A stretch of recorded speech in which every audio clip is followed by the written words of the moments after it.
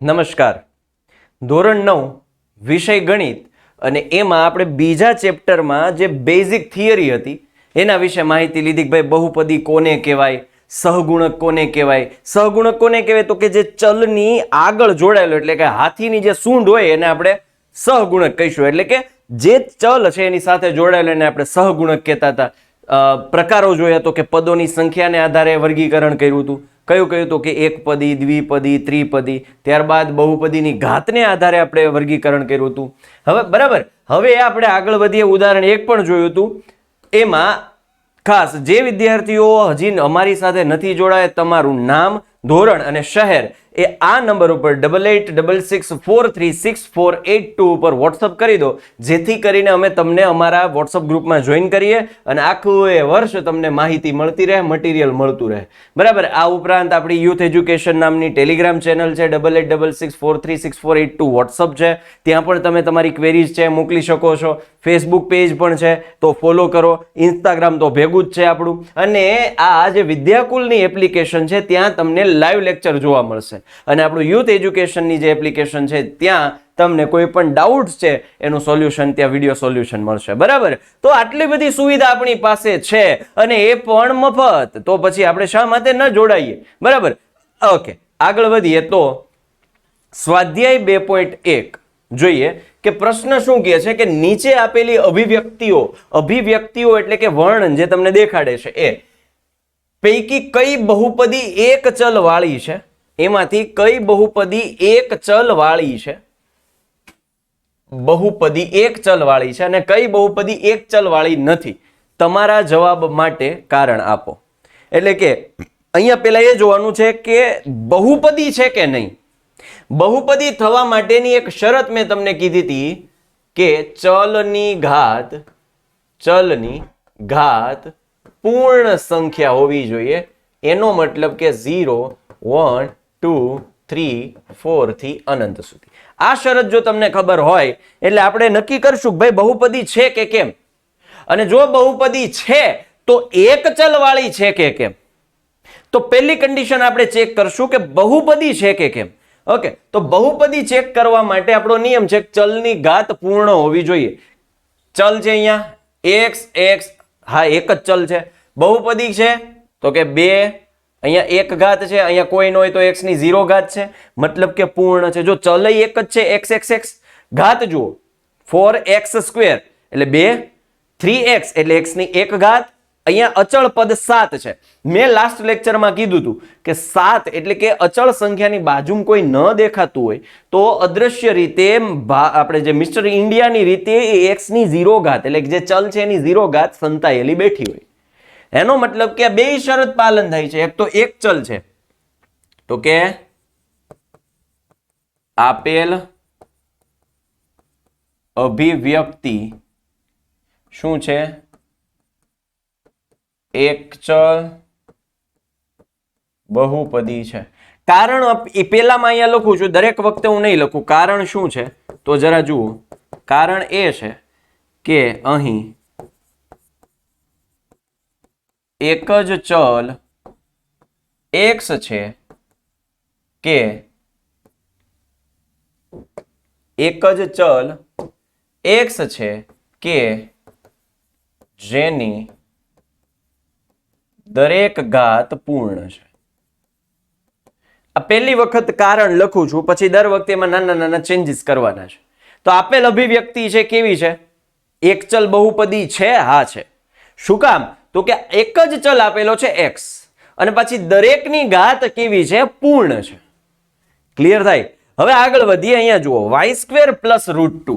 Again સાહેબ y² તો ખરું જ, પણ આ √2 સાહેબ √2 એવું આ √2 આવે ને છાપરું આવે ને અમને લાગે બીક, પણ બીવાની કોઈ જરૂર નથી. √2 જે અસમય સંખ્યા છે તો સંખ્યા ને ડરવાની શું જરૂર છે ભાઈ? તો y² પ્લસ √2 અહીંયા મેં તમને કીધું અદ્રશ્ય રીતે જે ચલ છે એની 0 ઘાત સંતાયેલી હોય એટલે કે y⁻0 છે. તો પેલા તો જુઓ ચલ એક જ છે y. ઓકે, તો આપેલ બહુપદી આપેલ અભિવ્યક્તિ આપણે કહીએ આપેલ અભિવ્યક્તિ એક ચલ બહુપદી છે કે ભાઈ પૂર્ણ ઘાત છે? હા સાહેબ, અહીંયા 2 છે, અહીંયા 0 છે, પૂર્ણ ઘાત છે, તો બહુપદી છે. શું કામ? તો કારણ આની જેમ જ ઉપરની જેમ જ લખી નાખશો ને. હવે તો ખબર પડે ને, ધોરણ 9 માં છો દીકરાઓ, ધોરણ 9 માં છો, ખબર તો પડે જ ને, કેમ ન પડે. ચલો ત્રીજું, 3√t + t√2. કેવું બોલવામાં મજા આવે એવું છે. 3√t + 2t√2, 3√t + t√2, √2. ચલો તો હવે જુઓ, અહીંયા યાદ રાખજો, તમે કદાચ ભણ્યા હોય કે નથી ભણ્યા મને નથી ખબર, પણ જે ચલ છે 3, t છે, વર્ગમૂળ છે, તો વર્ગમૂળની જગ્યાએ એને ઘાતના સ્વરૂપમાં રૂપાંતર કરું તો વર્ગમૂળની ઘાત થાય 1/2. વર્ગમૂળની ઘાત થાય 1/2. જસ્ટ ફોર એક્ઝામ્પલ હું એમ કહું કે √5, તો એનો મતલબ થાય 5/1/2 ઘાત. √7 એટલે એ થઈ ગઈ 7/1/2 ઘાત. હું એમ લખું કે √9 એટલે કે 9/1/2 ઘાત. તમને એમ થાય સાહેબ √9 નો જવાબ 3 આવે? જો હમણાં કહું કેમ આવે. 9 એટલે શું થાય? 3/2 ઘાત અને એની 1/2. 9 ની જગ્યાએ મેં 3/2 ઘાત લખી. ઘાતની ઘાતનો શું થાય? ગુણાકાર થાય, એટલે કે 3/2 ગુણ્યા 1/2. 2 2 ગયા એટલે 3/1 ઘાત એટલે 3. આનો જવાબ 3 એટલે આવે છે. √9 બરાબર 3 એટલે આવે છે. આખી પ્રક્રિયા થાય ત્યારે ખબર પડી. એટલે કે વર્ગમૂળ જ્યારે દર્શાવવાનું હોય તો વર્ગમૂળને જો હું ઘાતમાં રૂપાંતર કરું તો એ થઈ જાય 1/2 ઘાત. રેડી? ઓકે, ચાલો. તો 3t⁻1/2 પ્લસ t, આ તો √2 છે, તો ચલ નથી, ચલની તો એક જ ઘાત છે. અહીંયા કેટલી છે? t ની કેટલી ઘાત છે દીકરાઓ? જરા જોજો, 1 ઘાત છે. અહીંયા કેટલી છે? તો કે 1/2 છે. હવે અહીંયાથી જ ખબર પડી જાય કે સાહેબ 1/2 એ પૂર્ણ નથી. પૂર્ણ ન હોય તો એ બહુપદી કહેવાય? ન કહેવાય. એક ચલ છે, હા એક ચલ છે t, બીજો ચલ જ નથી આવતો. એક ચલ છે પરંતુ બહુપદું નથી, બહુપદું નથી. સમજાઈ ગયો? ચાલો. આપેલ અભિવ્યક્તિ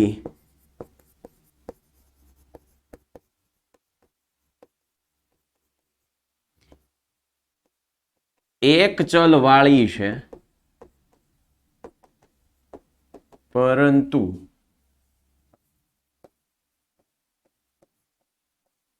બહુપદી નથી.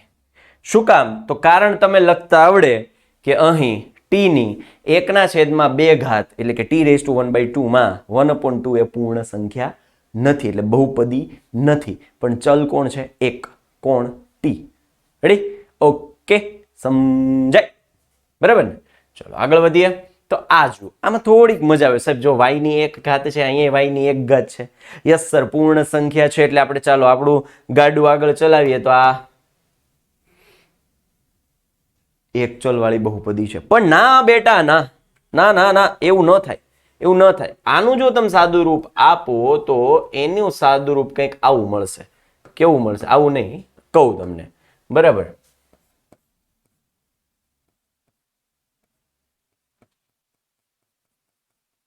જુઓ કહું કે ભાઈ y વત્તા 2 ગુણ્યા 1/y. જો આપણે ભણ્યા એવું આગળના ધોરણમાં કે છેદમાં હોય અંશમાં જાય તો ઘાતની નિશાની ફરે. એને આપણે કંઈક અલગ રીતે યાદ રાખીશું. અંશ છે એ છેદમાં જાય તોય ઘાતની નિશાની ફરે, છેદ છે એ અંશમાં જાય તો પણ ઘાતની નિશાની ફરે. પણ આપણે એવું દેશી રીતે હાવ ટૂંકમાં યાદ રાખશું કે માળ ફરે તો નિશાની ફરે. નીચલા માળેથી ઉપલા માળમાં જાય તોય ઘાતની નિશાની ફરે, ઉપલા માળેથી નીચલા માળમાં જાય તોય ઘાતની નિશાની ફરે. એટલે કે અહીંયા 1/y એને હું આમ લખી શકું, અહીંયા y ની +1 ઘાત હતી, ઉપર જાય તો -1 ઘાત એટલે 2y⁻1 અને આની +1. ફરીથી કહું છું, 2/y છે એટલે કે y ની અહીંયા છેદમાં 1 ઘાત છે. એને જો હું અંશમાં લઈ જાઉં તો y ની જે પ્લસ ઘાત છે એ કેવી થઈ જશે?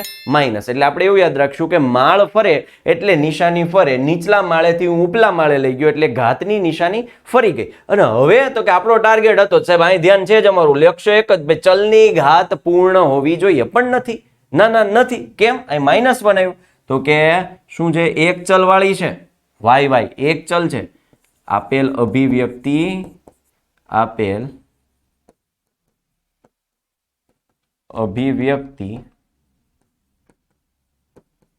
એક ચલ વાળી છે પરંતુ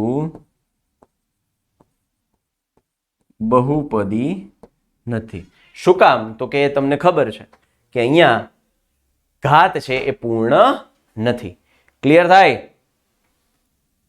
ઓકે, બરાબર. ચલો, સરસ સરસ. હવે આગળ વધીએ.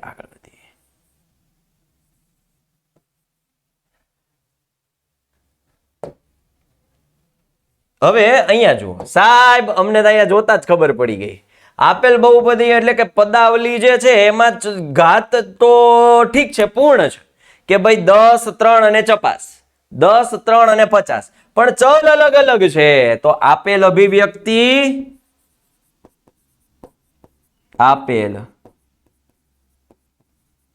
અભિવ્યક્તિ એક ચલ વાળી નથી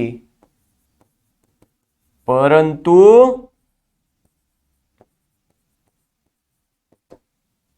બહુપદી છે. એક ચલ વાળી નથી લેકિન બહુપદી છે. કેમ એક ચલ વાળી કેમ નથી? તો કે 3 અલગ અલગ ચલ છે, x, y અને t. તો એક ચલ તો ન જ થયું, પણ હા ત્રણેયની ઘાત પૂર્ણ છે એટલે બહુપદી કહેવાય. અને બહુપદી કહેવાય, પણ એક ચલ બહુપદી ન કહેવાય. કન્સેપ્ટ ક્લિયર થાય? એટલે આ જે નાનો એવો ડિફરન્સ છે એ જરાક સમજજો. કારણ છે તમને હવે જાતે લખતા આવડતા હોવા જોઈએ, તેમ છતાંય મેં ડિસ્કશન કર્યા જ છે. ઓકે, ચાલો આગળ વધીએ. તો નીચેનામાં x સ્ક્વેરનો સહગુણક લખો. x સ્ક્વેરનો સહગુણક એટલે કે x સ્ક્વેરની સાથે જે ગુણાયેલો હોય, સહગુણક સંધિ છૂટી પાડો એટલે કે સાથે ગુણાયેલો. તો x સ્ક્વેરની સાથે કોણ ગુણાયેલું છે? તો ક્યાંય કોઈ ન હોય તો કોણ હોય? 1 હોય.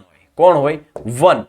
પણ ધ્યાન રાખજો દીકરાઓ કે સહગુણક 1 તો લખીએ, પણ કેવું? હાથી ગયો, આ હાથી ગયો તો સૂંઢ સાથે આવે એટલે આ ટેવ રાખજો. પ્લસ હોય તો પ્લસ નો દર્શાવો ચાલે ખરા પ્લસ ને, પણ આપણે ટેવ એવી રાખશું પ્લસ આવે તોય દર્શાવશું. બરાબર, એટલો એનો સહગુણક. અહીંયા જુઓ x સ્ક્વેરનો જ કીધો છે, આપણે બીજા કઈ સામું જોવાનું ને. આપણો લક્ષ્ય એક જ, ટાર્ગેટ એક જ કે ભાઈ x સ્ક્વેર એટલે કે આનો સહગુણક કેટલો? તો કે સાહેબ કોઈ ન હોય તો કોણ હોય? 1. પણ દીકરાઓ મેં કીધું હાથી જાય તો સૂંઢ ભેગી આવે, એટલે નિશાની ભેગી આવે એટલે એ થયા -1. અહીંયા જુઓ x સ્ક્વેર એનો સહગુણક એટલે સહગુણક એનો થશે કોણ? π/2, પાઈના છેદમાં 2. બરાબર. અહીંયા જુઓ x સ્ક્વેર નો સહગુણક, પાછું સહગુણક કોનો? x સ્ક્વેર નો. હા, નહીતર પાછું મૂંઝાશે.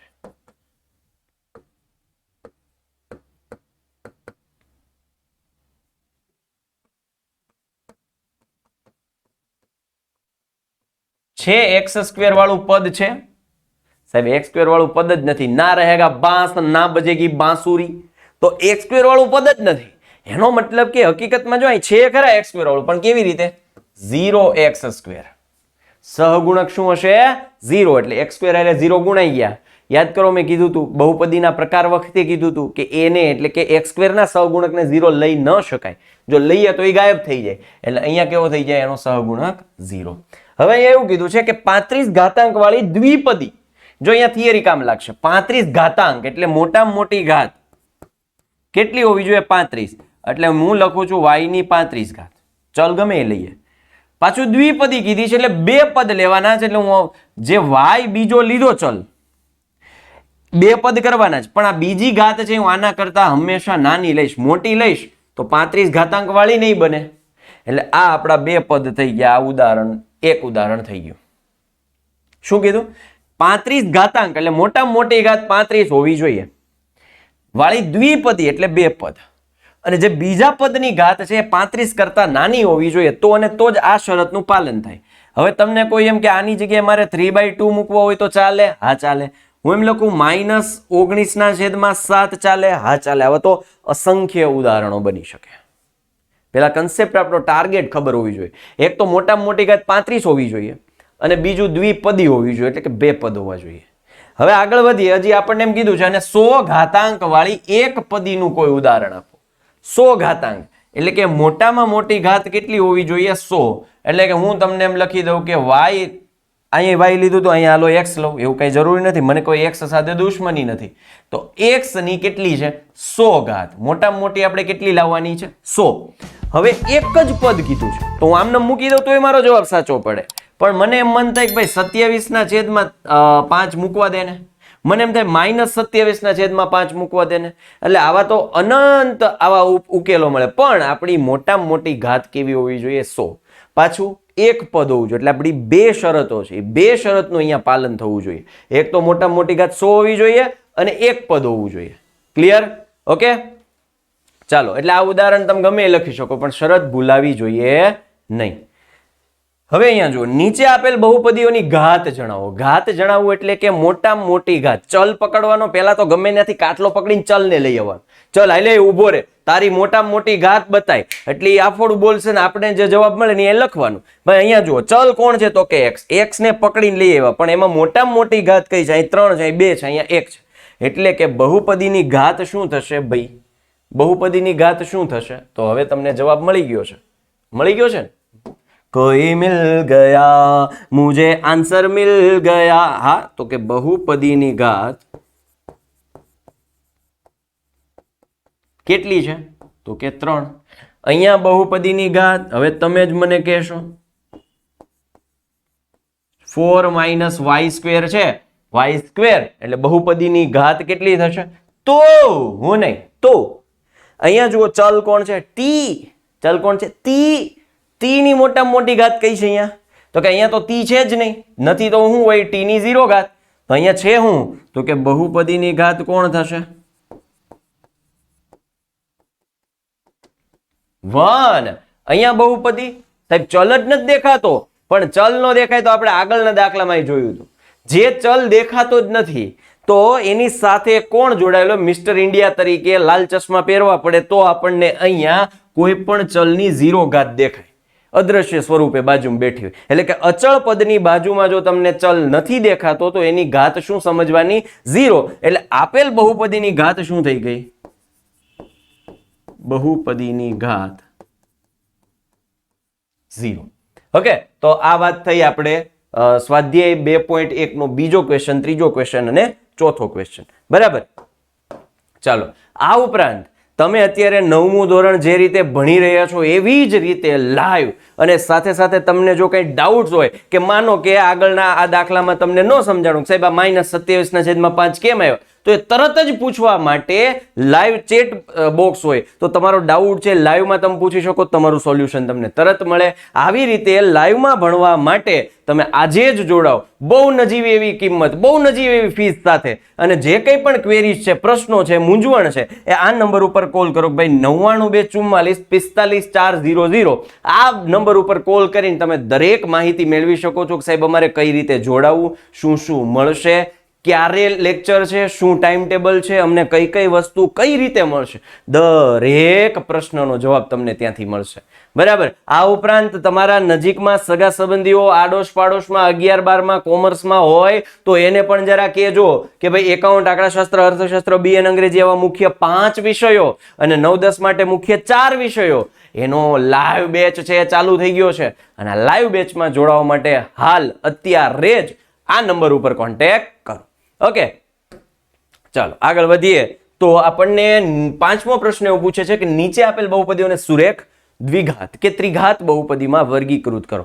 હેલો પ્રશ્ન, હેલો 1 માર્કમાં પૂછી શકાય. પહેલા તો તમને કન્સેપ્ટ ક્લિયર કરી દઉં. સુરેખ ક્યારે થાય? તો કે બહુપદીની મોટામાં મોટી ઘાત 1 હોય, ચલની મોટામાં મોટી ઘાત 1 હોય, બહુપદીની ઘાત 1 હોય. દ્વિઘાત તો કે બહુપદીની ઘાત 2 મતલબ ચલની મોટામાં મોટી ઘાત 2. ત્રિઘાત તો કે બહુપદીની ઘાત 3 મતલબ ચલની મોટામાં મોટી ઘાત 3. ઓકે, તો અહીંયા જુઓ, ચલની મોટામાં મોટી ઘાત 2 છે તો આપેલ બહુપદીનું સ્વરૂપ કેવું છે? આપેલ બહુપદીનું સ્વરૂપ કેવું છે દીકરાઓ? આપેલ બહુપદીનું સ્વરૂપ એ કેવું છે? તો કે 2 સેકન્ડ. ઓકે, મોટા મોટી ઘાત 2 છે એટલે કે કેવી છે? દ્વિઘાત બહુપદી. કેવી છે?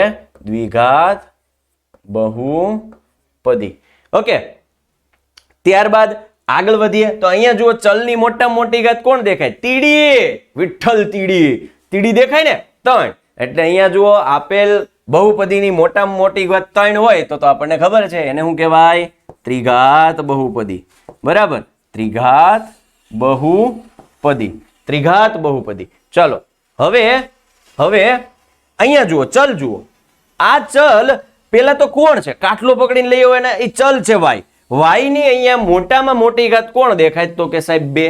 એટલે કે આપેલ જે બહુપદી છે એની ઘાત કેટલી થઈ ગઈ? એટલે કે આ પ્રકાર કેવો છે? તો કે દ્વિઘાત બહુપદી છે. દ્વિઘાત બહુપદી. એવી જ રીતે આગળ વધીએ તો 1 + x. 1 + x, જો આનું સ્વરૂપ કેવું હોય? જો યાદ કરો, वो पल जब मैंने ऐसा सिखलाया था, એ x + b જેવું છે. જો એટલે કે અહીંયા જુઓ ax એટલે કે x ની સાથે કંઈક હોય, કોઈ ન હોય તો 1 હોય, પ્લસ b એટલે અચળ પદ. એટલે આ બહુપદીનો પ્રકાર કેવો થયો? તો કે સાહેબ યાદ આવી ગયું અમને, આ તો સુરેખ બહુપદી છે અથવા તો એક ઘાતી બહુપદી છે. બરાબર, ત્યારબાદ આગળ વધીએ તો 3t. 3t સાહેબ બીજું પદ છે જ નહીં, કોઈ ન હોય તો કર્મનો સંગાથી 0 તારું કોઈ નથી. કોઈ ન હોય તો કોણ હોય? 0. સરવાળા બાદબાકીમાં કોઈ હાજર ન હોય તો કોણ હોય? 0. અને ગુણાકાર ભાગાકારમાં એની સાથે કોઈ ન હોય તો 1 હોય. એટલે જ આપણે કહીએ છીએ સરવાળા બાદબાકીનો તટસ્થ ઘટક 0 અને ગુણાકાર ભાગાકાર માટેનો તટસ્થ ઘટક 1. એટલે એની પાછળનું કારણ આ છે. તો 3t, તો અહીંયા જુઓ મોટા મોટી ઘાત કેટલી છે? 1. તો આપેલ બહુપદીનો પ્રકાર કેવો થઈ ગયો? સુરેખ થઈ ગયો. કેવો થઈ ગયો? સુરેખ બહુપદી.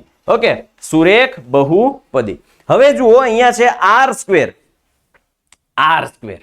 r² એકલું છે સાહેબ, બીજું તો કઈ છે જ નહીં. અરે ભલે ને રહ્યું, ભલે ને રહ્યું. આનું સ્વરૂપ હકીકતમાં આવું છે. જો ax² + bx + c. પણ અહીંયા આ કેસમાં આ b અને c બરાબર 0 લીધા છે. એટલે આ પદ તો વયા ગયા. a બરાબર 1 લીધું છે. એટલે વધ્યું કોણ? તો કે x² * r². તો આપેલ બહુપદી કેવી છે? દ્વિઘાત બહુપદી. સમજાણું? એટલે જે વ્યાપક સ્વરૂપ છે આને લગતું જ હોય, પણ ચલ બરાબર કંઈક અલગ અલગ કિંમતો લીધી હોય. તો આપેલ કેવી છે? દ્વિઘાત બહુપદી. 7x³ તો 3 ઘાત છે. સીધી દેખીતી વાત છે, આમાં કોઈને પૂછવા ન જવાનું હોય. એ તો ત્રિઘાત બહુપદી છે. ઓકે, ક્લિયર થાય? એટલે કે આ માટે ઓળખવા માટે ખબર હોવી જોઈએ. આપણે અત્યાર સુધી ભણ્યા હતા ગુણાકાર માટે તટસ્થ 1 છે, સરવાળા માટેનો તટસ્થ 0 છે. તો એનો ઉપયોગ આપણે હવે જોયો કે જો કોઈ નો હોય, સરવાળા માટે કોઈ નો હોય તો 0 હોય. એટલે સરવાળાનો તટસ્થ ઘટક 0, એટલે કે એમાં તમે 0 ઉમેરો કઈ જવાબમાં ફેર જ નહીં પડે. ગુણાકાર માટે તટસ્થ ઘટક કોણ છે? 1 હોય. એટલે જો અહીંયા કઈ ન હોય તો કોણ હોય? 1 હોય.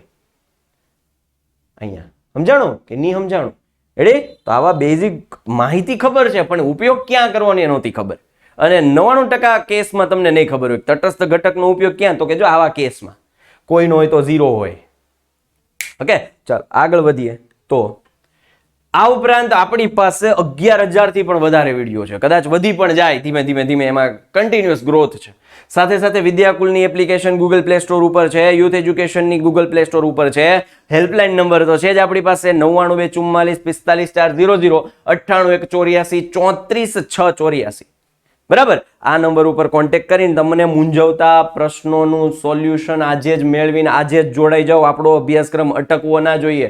હમ रुकेंगे नहीं, हम तो दौड़ेंगे, हम दौड़ेंगे और सक्सेस पाएंगे. ठीक है ना? चलो, तो अभी ये लेक्चर यहाँ पे खत्म करते हैं. जय हिंद, जय भारत.